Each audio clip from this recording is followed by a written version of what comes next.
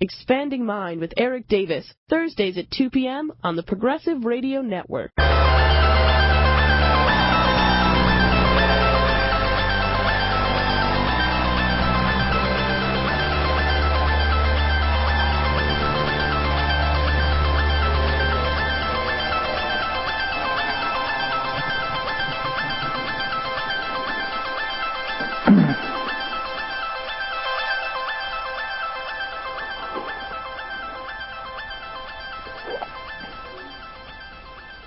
Welcome to another edition of Expanding Mind, where we're exploring the different cultural experiences of consciousness and their effects on basically our reality as human beings.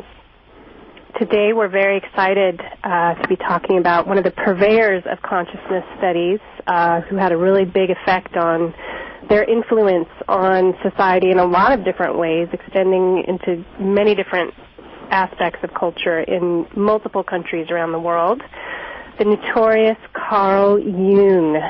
And Carl Jung, of course, has been in the forefront of a lot of people's minds lately since his new book, The Red Book, came out.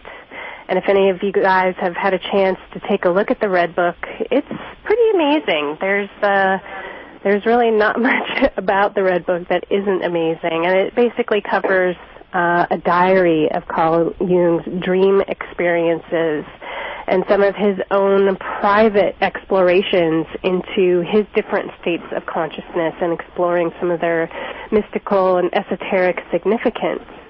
And Carl Jung, of course, became famous for studying psychology, and a lot of the controversy surrounding him was due to his breakup with Sigmund Freud and kind of how that split the study of psychology into two different worlds, one being that there are biological causes for any kind of psychological situation, and that was on the Sigmund Freud end.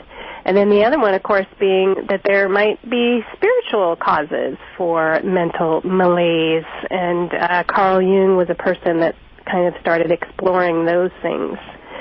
And he did receive a fair amount of persecution from Sigmund Freud himself, because Sigmund thought he was a little too woo-woo, a little getting new agey, getting out of the scientific side of things and into things that were a little too fringy and far-flung. But then eventually, Carl Jung tried to fight that and say he was a scientist and all that, but then became more secure in his ability to say that he had mystical experiences and things that he couldn't understand. And today we're going to be talking with someone who has just put out a book which talks about just that, the kind of mystical side of Carl Jung. And we're very excited to have Gary Lachman on the show today. His latest book, Jung The Mystic, The Esoteric Dimension of Carl Jung's Life and Teachings, which has come out. I encourage you all to take a look at it because it covers a lot of these ideas that a lot of people don't really want to mention. Surprisingly, even some Jungians get a little uncomfortable when you mention it. Gary, thanks so much for being on the show today. Oh, my pleasure. I've been a big fan. Hello, guys. I just want to interrupt. I'm sorry I had a little technical difficulty getting on, so I also want to welcome Gary onto the show. Oh, good. Eric's back. Yeah, he's... Hi, Erik. Well, thanks for being on, Erik. Absolutely, of course. Erik, what do you think about Carl Jung? I don't know. I just read this great book by Gary Lachman. I'm really, really happy to have Gary on the show. I think he's one of the best writers on esoteric topics today. He writes very intelligent but very accessible and fun books that are balanced and also open to the mysteries that lie within these amazing characters. And I'm just kind of curious. You've done a number of sort of biographies or biographical studies of people at this particular time in history who were exploring spirituality, sort of a early 20th century modern period. What is it about this time when Jung is also coming into his own that so intrigues you, Gary? Well, I've always been interested in that period, even before I got interested in sort of the esoteric stuff that was happening then. But I think it's this sort of time. If you take from like the late 19th century when the Theosophical movement was getting going and becoming this worldwide phenomena, until about, I would say, in between the two world wars. That's when you get kind of, the sort of basic foundation work in what we would consider, I guess, modern esotericism or modern spirituality.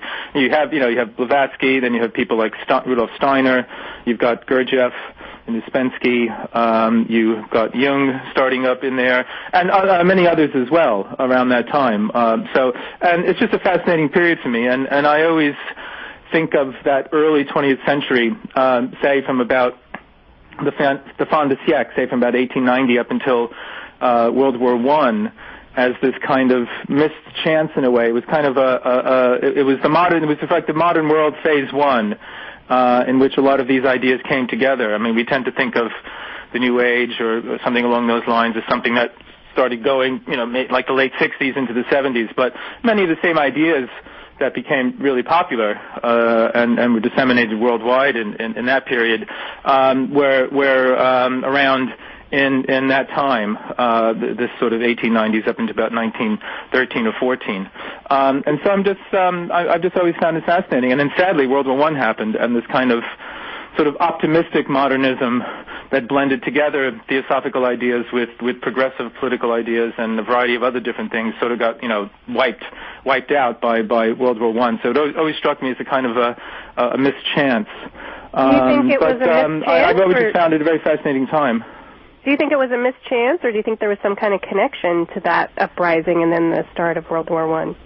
Well, I mean, a mischance in the way that, it looked like the modernity didn't quite have the character of it that we feel today as sort of a threat, or there's a problem, or there's something suspicious about it. There was a progressive notion to the modern that also linked with a lot of metaphysical or spiritual sorts of ideas. Just take theosophy, someone like Annie Besant, who was a socialist and a suffragette and all of that, and then became head of the Theosophical Society, and then was also involved with the Indian liberation movement and all that. It always struck me as just a really fantastic sort of blend of different sorts of things. Where you could mix vegetarianism with sort of dress reform with some other ideas, and it didn't seem very strange. One of the things that really interests me about this period of time and a lot of the other figures you've written about, Rudolf Steiner, Gurdjieff, is that they also weave their way into 20th century culture in very interesting ways. It's not that they're just quote-unquote spiritual figures off in the corner where only people who are interested in mysticism or esotericism are showing up. It's that you kind of peel back the layers on modern culture and you realize that they're thoroughly interwoven there, and probably a figure no more so than Jung, who himself straddled the line between the mystic, as you reveal, and a more secular, quote-unquote scientific approach that fed directly into the psychological obsessions of the 20th century.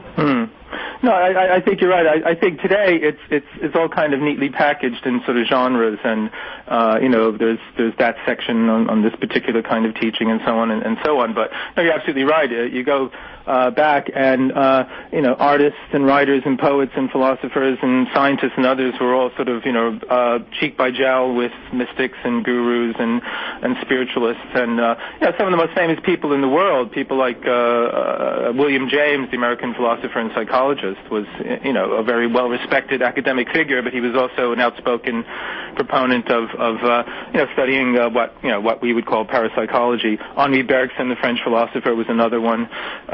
People like Thomas Edison, he wanted to invent this kind of spirit phone to be able to record, the messages from the spirit world and all that. So it's a surprisingly sort of open time, and I think it grasps that that essence of modernity, which was the sense of, or one aspect of it, the sense of newness, of trying to try new things and open new ground and follow new paths and sort of drop away from convention. So no, I think you're absolutely right. That's another thing that fascinates me, because I'm equally interested in art and culture and philosophy and literature and all that, and I love when these two sort of things come together. Steiner, you mentioned him. One of the things I really like about the stuff that you cover in the book is just that how, Jung kind of wrestled with that idea of finally coming into his own with it, which happens to so many other, prominent figures that do that. They receive quite a bit of ridicule. I mean, you can look at the problem with accepting the fact that science and mysticism can exist side by side. You can look at Isaac Newton or Niels Bohr or Nikola Tesla and all these and people that you mentioned too. And then there's a fascination with it, but then also like a backlash, which Jung definitely received himself. And just that, there is that it's almost essential to have these groundbreaking modernity movements happen that need that kind of fusion of science and mysticism. No, I think you're absolutely right. I think that I've sort of made this point in a couple different books. I think since about the 1600s, what had hitherto been a very prestigious and well-respected pursuit, the Hermetic sciences. Yeah. You mentioned Newton, obviously, and other people like him. It goes underground. Yeah. Around the time of the Rosicrucians and the rise of science, and I think ever since it's been this sort of reservoir of what James Webb, a historian of the occult in the 70s, called rejected knowledge. It's this sort of kind of arsenal that different poets and writers and thinkers who are dissatisfied with the hyper-scientific, hyper-rational, mechanistic view that came into dominance and is still dominant today. I mean, I don't know if the news got over there, but over here, the big thing on some of the headlines in newspapers is the fact that Stephen Hawking, has said that, God doesn't fit into my calculations. So I know. But to me, what's funny about that is that, like, why do you? I mean, I'm nothing against Stephen Hawking, but why do you have to keep sort of? Isn't that a dead horse? I mean, didn't people say that already 200 years ago, 300 years ago? Why do they have to keep bringing it up and sort of making it official in different ways? And I mean, the opposite. I mean, the answer to that isn't some brainless fundamentalist, talking about seeing the Bible as accurate scientific fact and all that. I mean, the sad thing is in the media, these things are fluctuate between the two poles. But I'm just terrible. It's curious to me that we have to somehow there's some itch to keep going back and reaffirm this sense that nope, there's nothing spiritual out there. There's nothing like that at all. And to me, that suggests that it's lurking in the shadows. It's there. To me, it just is a testament to Stephen Hawking's ignorance that he could possibly say anything 100%. When he's a scientist, and he understands that there's nothing you can say that's 100% verifiable. For him to make statements like that just belies his own ignorance. So. I think the funny thing is he also recently said something about aliens, that we shouldn't look for them because they'll come and eat us or something like that. Now, he didn't get ridiculed for that, right? Not at all. In fact, people were very excited. He sort of said that, and it kind of got, it was in the news for a bit, and then it sort of faded away. But it's the sort of thing that lots of people have said that, but because he's a scientist, and again, I have nothing against him personally. He's a scientist that it gets credited. But no, I think with someone like Jung, I mean, there's a lot of factors involved in his kind of ambivalent, yes-no kind of relationship with mysticism and the occult and all that. I mean, I think you can't rule out his own prudent sense of his career. He didn't want to be sort of left out of the halls of science, as it were. But at the same time, he had enough sort of honesty and real sense of the reality of these sorts of things that get called mystical or supernatural, that he couldn't completely sort of jettison it. So he wrestled with that throughout his career until about the mid 40s, when he had his near-death experience, and he decided, I should maybe not be quite so adamant about this. We'll talk a little bit also about how his experiences sort of fed into his practices, particularly the idea of active imagination, which is so important to certain wings of the sort of Jungian movement, if you will. And a lot of his ideas, a lot of his principal ideas, as you talk about, emerged from a kind of intense experience that had a lot of supernatural or at least even paranormal dimensions to it. Can you just give us a little brief slice of that? Well, I mean, Maya mentioned the Red Book, and basically the Red Book is Jung's account of his going crazy. If you want to speak of it in that way. I mean, it's this journal of all these visions and in waking dreams and trance states and encounters with people living inside his head. And it was out of that sort of turmoil. He went through, I guess you could call it the mother of all nervous breakdowns and midlife crises after his, the rupture with Freud. It was through that he basically figured out a way to save himself from going mad, which was to actively engage with the visions and waking dreams and hallucinations, quote unquote, that he was experiencing, instead of trying to resist them or push them away or somehow avoid them. And this became what he later called active imagination. But again, I mean, Jung, he never really comes out. There isn't like the book by Jung about active imagination. It's peppered.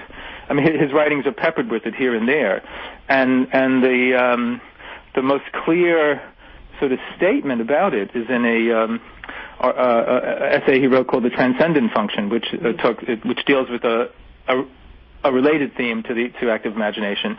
This he wrote in 1916, in the middle of this crisis, when he was actively involved in these sorts of things, but he hid it away. He didn't publish it until decades later, and then was only in a small sort of student's sort of newsletter.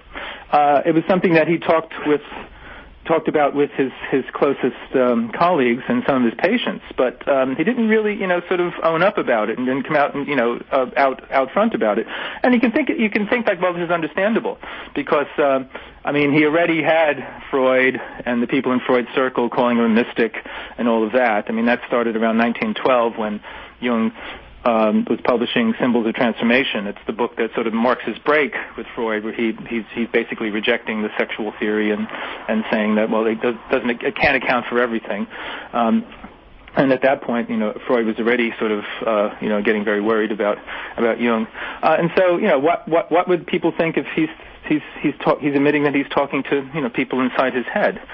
So it's a strange sort of thing. I mean, I don't have a problem with recognizing that in a way Jung allowed himself to, as we would term it, go crazy, because it was like going through that hell, going through that experience. Well, and this is something very interesting to me, and I don't know, maybe you have some insight into it in the research that you did. Is there was a fellow before Jung who was very close with Freud named Herbert Silberer. Oh yeah, Silberer, who wrote a book called The Problems of Mysticism, and he was really kind of the first person to sync up the alchemical research with psychological issues. I mean, in modern times, and he presented his work to Freud and got that one book published, which now I think is republished as The Hidden Symbolism of Alchemy and the Occult.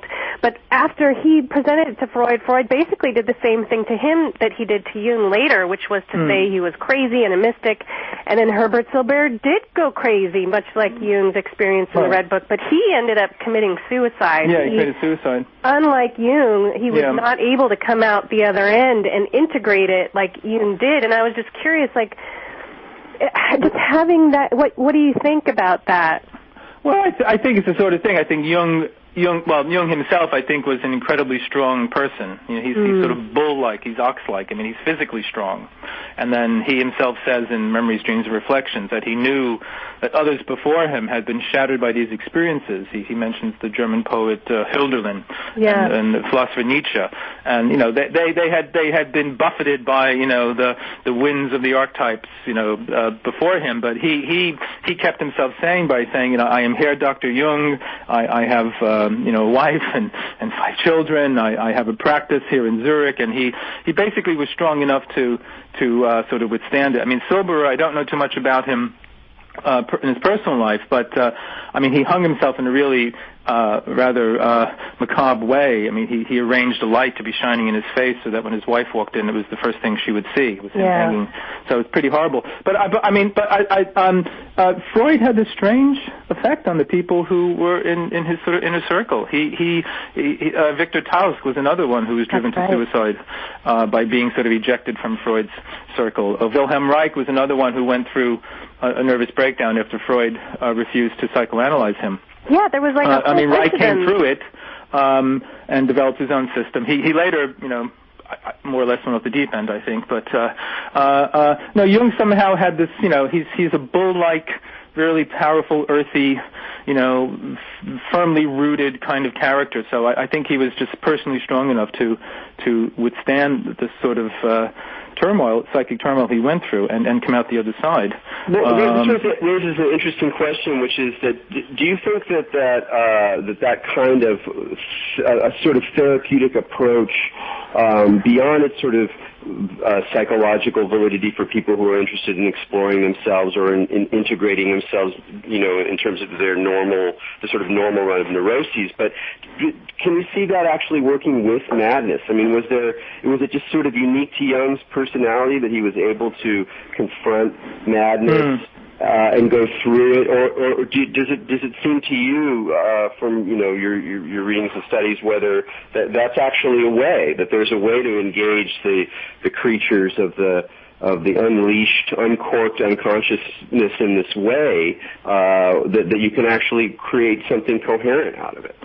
Well, I mean, I don't know. I think, Jung himself said you have to have a very sort of strong ego to be able to sort of do this. In many ways, the people that he would advise, practicing something like active imagination, were people that they weren't suffering from sort of mental illness so much as a sense of kind of emptiness and meaninglessness in their life. And this was a way that Jung felt that he himself had arrived at his own myth, his own sense of meaning. And so I assume he felt that, these others could do that too. But I think you have to watch it because, in a book I wrote about the 60s, Turn Off Your Mind, this is precisely a theme that I explore. There's this idea that, just getting rid of all repression and letting the unconscious rip, this is the way to, liberation and freedom in the golden age. Well, it didn't really, at least for me, it didn't really work that way. And you look at somebody like R.D. Laing, who promoted an idea much like Jung's in the sense of like taking the madness seriously and letting the madness happen. It didn't really achieve the kind of results that I think Laing wanted. And Laing himself, in many ways, went down the road of excess and became alcoholic and so on and so on. So again, in a way, it sort of argues for a kind of elite. You have to be sort of I think physically and also mentally strong enough to sort of withstand, the siren song, as it were, in order to get, to get past and carry on the journey. If you're not, you're basically sort of asking for a lot of trouble. So I think in many ways this is why Jung kept it a secret, as it were, for only his closest sort of followers and patients, because you could see where someone with a more fragile ego, a more fragile hold on their own psyche, basically inviting these encounters with the unconscious and not being able to deal with it. This is what he argued that people like Nietzsche, this is what happened to people like Nietzsche and Hölderlin. They weren't secure enough in the world. They were like these sort of, they kind of fluttered through life. Nietzsche himself, went from town to town. He didn't have, a real family or friends or anything like that. He was totally on his own. So it's understandable that he would, sort of, at times just be overwhelmed by these sorts of things. Well, and so to me, like one of the most miraculous things about what you're saying is that Jung he did, apart from many of these other folks who just couldn't quite make it through the madness, Jung was able to have that strength of ego to do it, and then goes on to become a midwife kind of for other people going through this thing, and then he becomes this kind of guiding, like you said, very earthy anchor for people that are, and he gets drawn into, his work is basically treating people going through the same thing.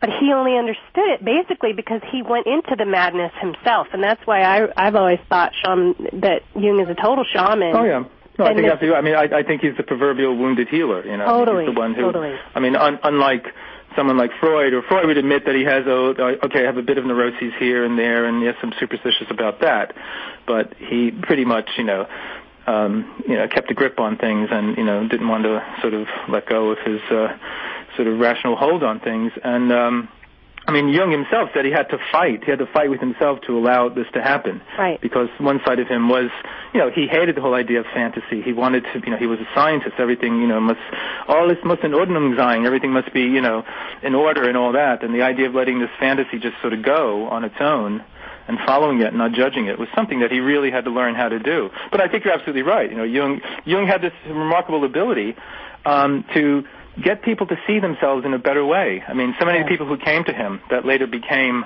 Jungian therapists came to him because they were completely troubled. And some people like Tony Wolff and Sabina Spielrein and others like that, they had a horrible sense of themselves, and he somehow was able to show them that that they were more than they thought they were in some way. So I think you're absolutely right. He was this strong kind of pillar and around on which people could sort of hold on when they were being sort of buffeted by the madness around him.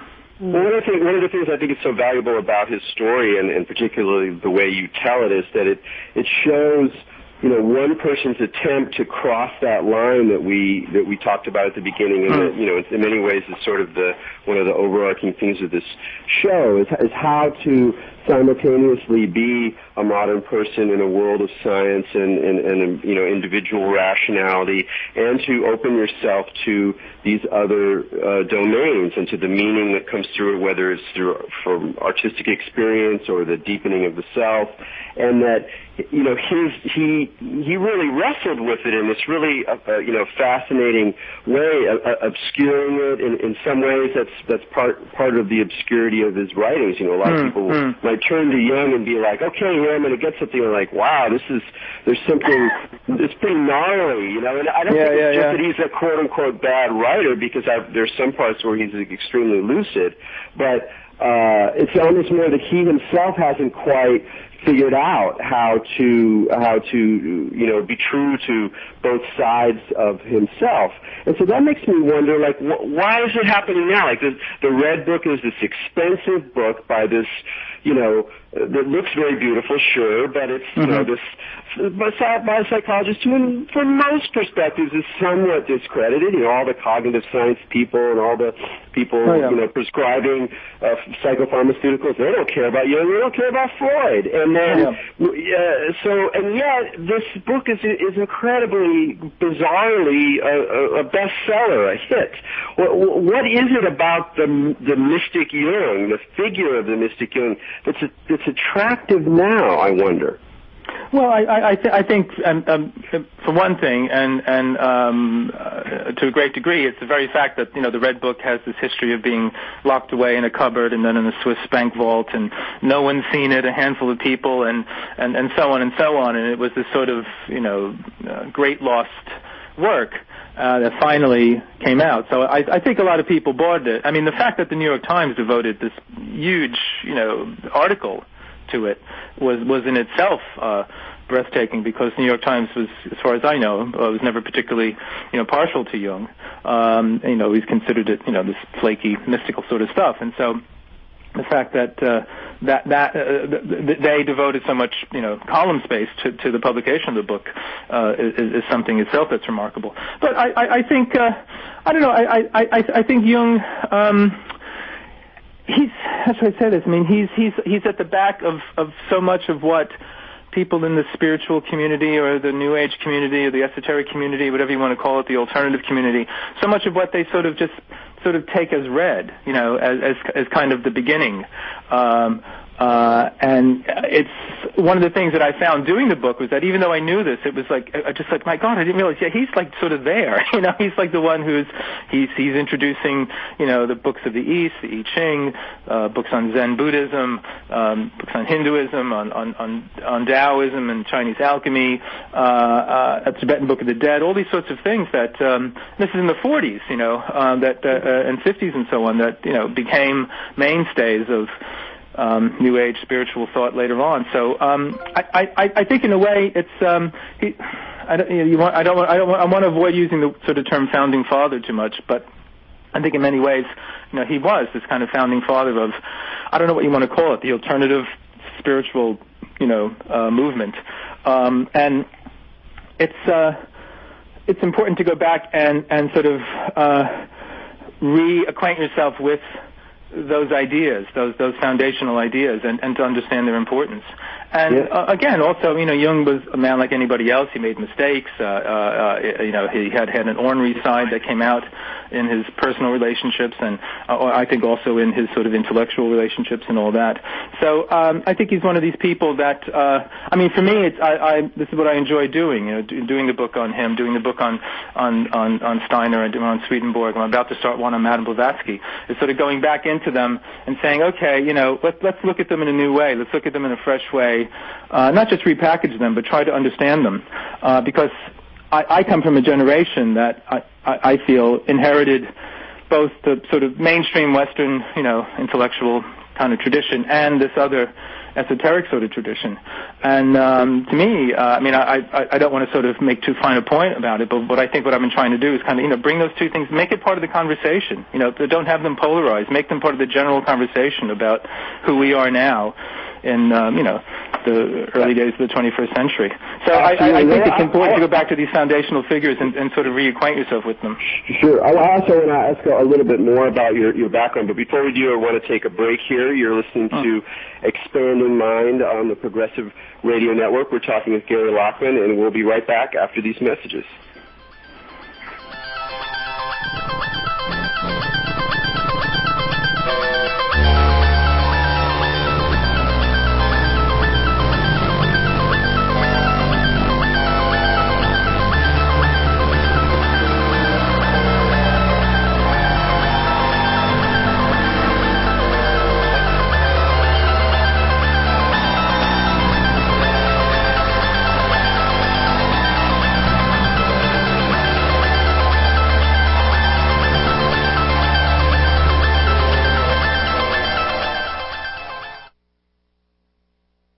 This is PRN, Progressive Radio Network.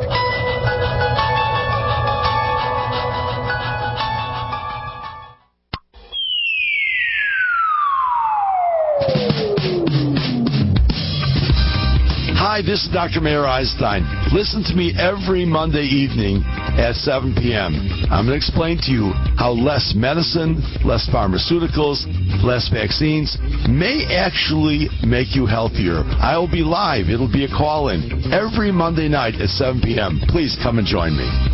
So join in on the conversation at 888-874-4888 every Monday at 7 with Dr. Eisenstein.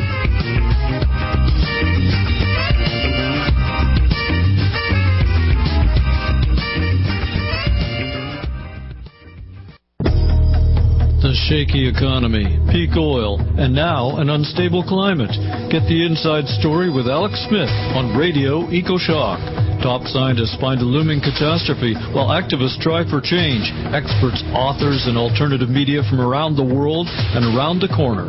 Hear it all. Radio EcoShock every Saturday afternoon at 2 o'clock. Listen free and live free right here on PRN, ProgressiveRadioNetwork.com. Houston, we have a problem.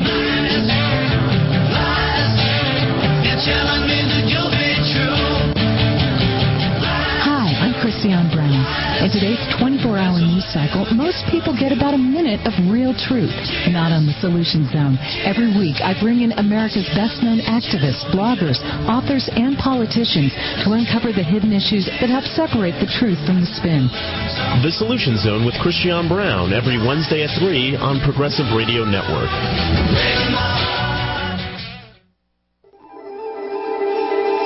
This is Peter Roth, the host of Energy Stew, which airs on Thursday nights at 8 p.m.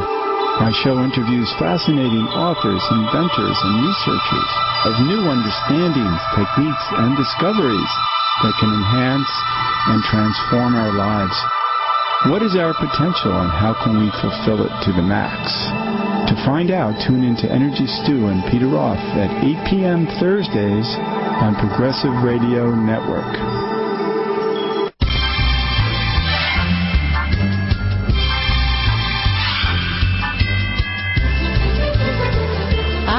listening to Bhavani, and I'd like to welcome you every Wednesday on the Progressive Radio Network to join me for my show called I Eat Green, where every Wednesday we will talk about eating healthy and eating sustainably for our planet. So join me every Wednesday from 5 to 6.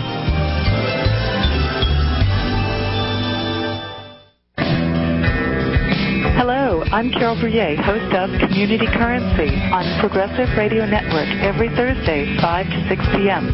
Please join us as we connect people, ideas, important information, and discover solutions to some of the most urgent problems facing us. Every Thursday, 5 to 6 p.m., Community Currency on Progressive Radio Network.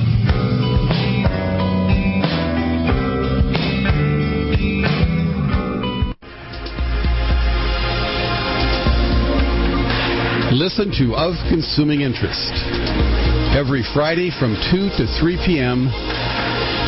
on the Progressive Radio Network.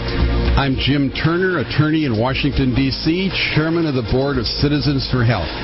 Every Friday from 2 to 3 p.m. Eastern, we discuss a topic of consuming interest, often about health, but also about politics, commerce, and whatever the current topic of the day might be.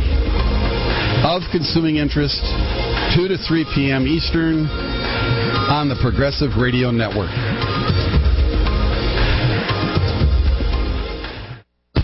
I'm Steve Barnett. I'm your host for the Paradise Parking Lot, an environmental program on the Progressive Radio Network.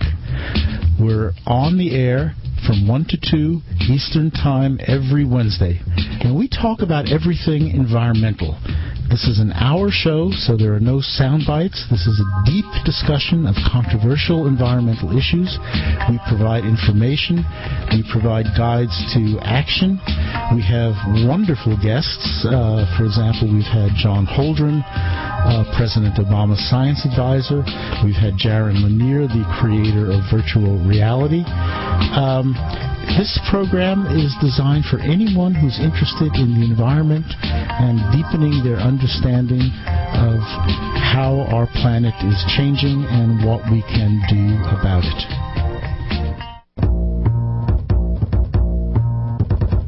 You're listening to the Progressive Radio Network, your number one source for progressive commentary.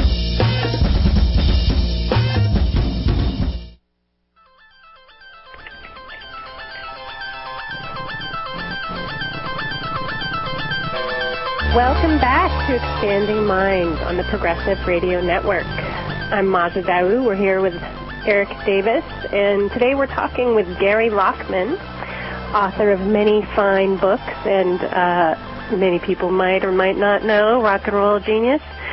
Gary, you were talking before the break about some of your other biographies, and I just really wanted to mention that, a lot of these people that you choose to write biographies on, it's really interesting because you get either one or two different versions of their stories. One are totally idolatrous, where it's from people who are literally followers of these people and hold them up to such high regard, or they're people that try to totally break them apart. And you had mentioned Sabina before, and I know there was that book on Carl Jung, The Jung Cult by Richard Knoll, which of course very just harping on his fidelity issues and some of his sexual indiscretions and things that he dealt with like that. And it seems like, especially with Jung, you get people who try to take apart any meaning from his work due to things that might have happened. And one of the things I like with books like yours is that they integrate those things into the person as a totality, which of course is very Jungian. And I think that for all of these people,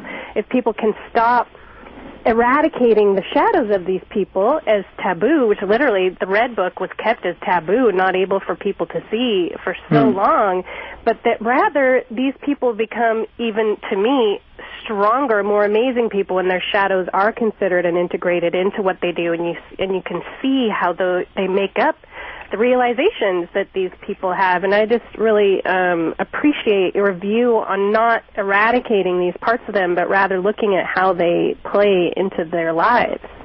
No, well, yeah, well, I'm glad that you appreciate that. I mean, to me, it doesn't make any sense, writing a book that's either going to be a hagiography where, whoever it is, Swedenborg, Jung, Steiner, Gurdjieff, they can do no wrong, or the opposite, where you just spend pages and pages trying to debunk them. I mean, to me, it's what's important is trying to understand. And as I said earlier, I mean, Jung and like the others, they're human beings. They have flaws. They have faults. They pick their noses or whatever. So, and you just have to accept that. And what I tried to do in the Jung book and in all the others is to find a balance between the two things. I mean, I think I'm sympathetic but critical. I mean, right. I don't consider myself a Jungian or an anthroposophist or a Swedenborgian, but there's certainly enough important ideas with all of them to pursue and try and understand. And I think with someone like Jung, you get.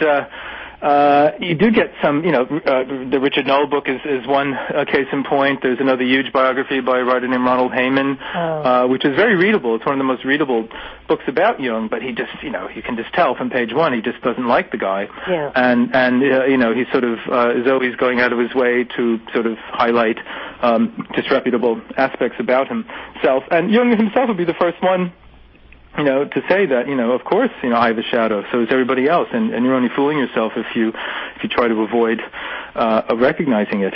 And Jung didn't want he didn't want any Jungians around him. Right. So what happens is with the Jungians and the Steinerians and the Gurdjieffians, they're always more royal than the king.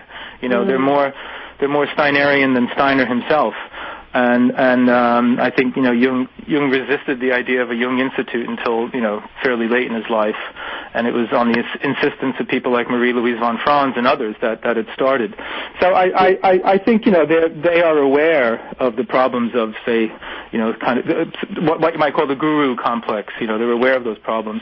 At the same time, they give in to them at times too. I mean, I'm sure Jung enjoyed having people around him, mostly women, sort of really appreciated, every word he had to say, and then so on and so on. So, what's your take on Jung today, or the Jungians today, or Jungianism, or however you want to do it? I mean, both Maja and I have done talks at the Pacifica University, which is devoted to Jung, and there's a strange quality about it. Even though, unlike anthroposophy, they're not explicitly spiritual. It does have this sort of cult or sect like quality to it. And I'm trying to figure out, is that a fault in Jung? Is it an inevitable outcome of how these sort of charismatic figures make a mark on history? How do you see that dynamic today? Well, I think what happens is that these people, they're fantastically creative, and they generate a huge body of ideas,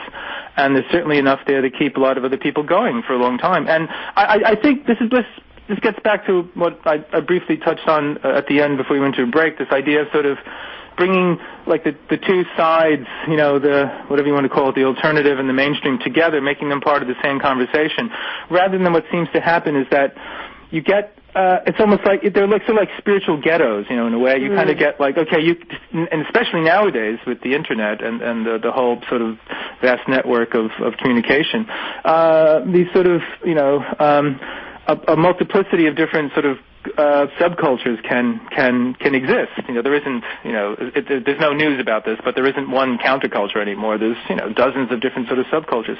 And so you can get a community that's what they live in the Jung world, or they live in the Steiner world, or they live in the Gurdjieff world, and it's opposed to the outside world, the everyday world that we all have to sort of move through, and this is, I don't know, I mean, I think in many ways it's inevitable, because the people that they're following, they were so prodigious. They produced enough to sort of create a whole world around them. But I don't think Jung wanted that. I think certainly Steiner in his last days, he actually lamented the fact that things like the Steiner education and biodynamic farming and the sort of anthroposophical medicine, that they were kind of becoming these sorts of movements on their own, and he felt they were moving away from the essence of his teaching about consciousness and thought and so on and so on. But I think this is, to me, it's understandable, but it's one of the problems is that these figures are able, mostly after they're deaf, to create a kind of subworld that others can sort of live in, and it's an alternative world. Whereas I think what they really want, and I think this is what Jung wanted when he insisted that he was a scientist, they want to be part of the general conversation of things that have been going on since day one. You know what I mean? They don't want to be a nice little, pocket side thing. You go there and then you don't have to deal with, the rest of the world. You can live inside that world. I mean, that makes me want to ask you a question about, because you also wanted this to be part of a larger conversation, and I'm curious, how's it going? How do you see it happening? That's a good question. Well, we're here now, aren't we, talking? So I don't know. I mean, I think there's still a great deal of resistance to trying to sort of bring in these sorts of ideas into the mainstream talk. I'm on radio here in London. I write for newspapers, but you still have to sort of couch these things in a slightly kind of ironic or slightly kind of questionable way to get them sort of in. So I don't know. I mean, I like to think over time what I'm struggling to find a word to use, alternative movement, whatever you want to call it. I think over time this will gradually sort of seep in, and it'll become part of the sort of general vocabulary. But maybe not in my lifetime. Yeah, it's a real slow process. I mean, I mean, that's part of the reasons I really like your approach, is because I also very much feel in sympathy with your mission. But I have to say that over the years that I've been trying to do it in my own way, it's formidable. The resistances are really quite significant inside the academy, inside mainstream media, among scientists. And I actually stopped, I kind of gave up writing. For a while I would write journalistic articles where I would go in and look at a subculture, and often they were mystical or bizarre in some ways, and even though I would still make the requisite jokes, which were funny, and we all deserve to be laughed at points, I took this stuff very seriously, and there was a certain point where I realized that it wasn't really clear that I was pleasing anybody, because the groups would be irritated that I wasn't doctrinaire on their side, and then everyone else would be like these secularists saying, "Why are we paying attention to this?" I wrote a big article about Amachi, the hugging saint, and I bent over backwards to kind of not justify it, but explain it from the perspective that a secular person could accept. Yeah. I was like, look, who cares? She's hugging people and building hospitals in India. Who cares? And it was astounding, the amount of hateful, new atheist kind of feedback that it got. And it was like, wow, this is just not that easy. Well, the funny thing is I find I get it from both sides. I mean, I find you troll through the net and you see, oh, you're on some cult site, and they're calling you a follower, a devotee of whoever, and then you on another site that is the cult that you're supposed to be a member of, they're complaining that you're critical. So it's, I think this is something, again, I think that goes back to Jung, whereas I think Jung finally realized that he wasn't going to be sort of accepted by the mainstream intellectual community, and it was sort of the grassroots, common people that were going to read his books and benefit by them. And I think that's still the case now. I think, I mean, in one way, who cares if the people in academia change their minds about these sorts of things? I think what's important is in people's lives, and if people in their everyday lives are informed by some of these things that we are all concerned with and try to promote, then I think gradually it'll make a change. I mean, I'm a firm believer in the cumulative effect of little acts of intelligence, and over time, they'll amount to something. I hope. I mean, that's my faith. Put it that way. So one of my favorite quotes, like you said, Jung did it for the common people. There was that quote that he said that a woman told him, just one of his clients, that his books were like bread to her. Yeah, I mean, I think that's what it's about. I mean, there's a sort of movement here. The fellow Sonu Shamdasani, who edited the Red Book, and he's the one responsible for it coming out. There's a movement. He's associated with the Wellcome Institute here in London, and there's a movement there to try and reaffirm Jung's scientific standing. They kind of want to, yes, he was a scientist, and they kind of want to push to one side the the mystical aspects, and that was one reason why I did the book. I think, like, well, come on, the horses have bolted from the barn long ago, and there's not much you can do. But at the same time, I think